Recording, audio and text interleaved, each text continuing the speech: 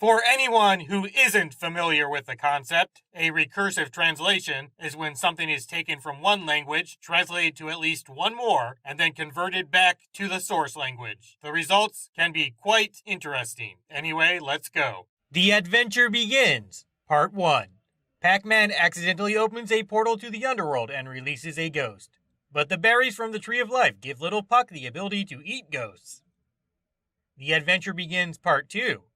Pac-World is besieged by ghosts, and there are no more fresh berries for the Tree of Life.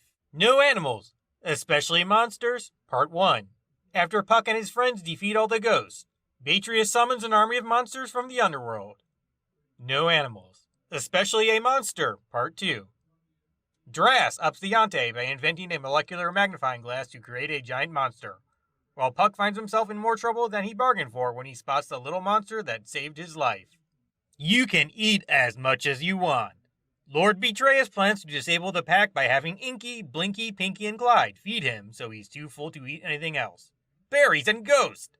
But Puck can't just eat everything from both worlds. The president is possessed! Puck and his friends become suspicious when President Spruce begins to behave strangely. Eventually, they find the possessed Spruce. Unfortunately, he declares Pac and his friends public enemies and begins a citywide hunt for Pac-Man. Quote you or quote me? Just before class photo day, Puck is seriously ill. The more stressed Puck is, the more scars appear. So Beatrice sends his most evil ghost to stress him to the breaking point. Or in this case, the breaking point. Pac for the future. When Puck and his friends are thrown into the past, not only does he finally meet his parents, and baby Puck himself, but he also experiences a World War I Puck adventure with them. Hiboscabo. Pac-World Kingpin Obtuse works for Betrayus and tries to use Skibo to steal Pac's berries. But the plan backfires when Skibo uses the berries to transform into the superpowered Hebo Skibo. Mission perfect.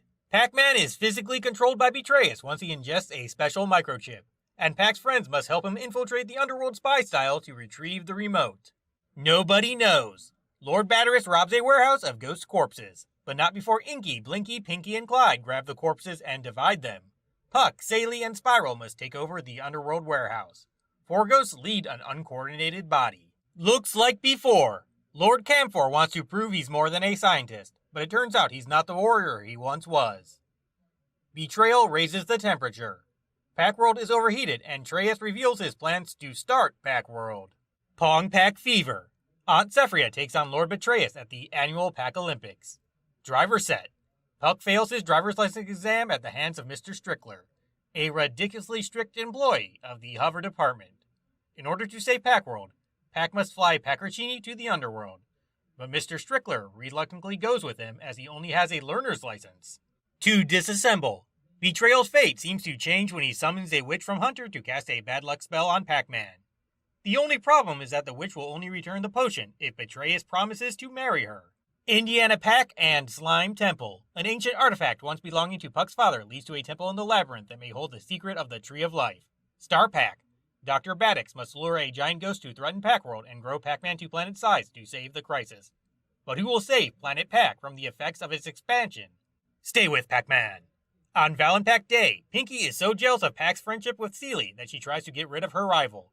But Pac is captured by Pickinator. Pinky and Sayri must work together to free Pac-Man. Pacantis. When Dr. Ass receives a map that leads to the ancient lost city of Paclantis, Pac, Siley, and Spiral travel to the bottom of the ocean in an attempt to defeat Buttocks, Betrayus, and the legendary Power Belly of Paclantis Youth. Shooting Pac.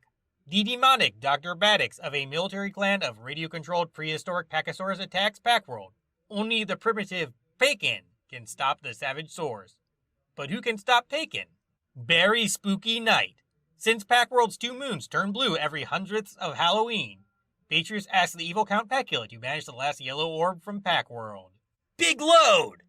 In order to find the warehouse's secret location, Betrayus holds his mother's corpse and the doctor ritually hypnotizes the president, turning him into a 5-year-old boy.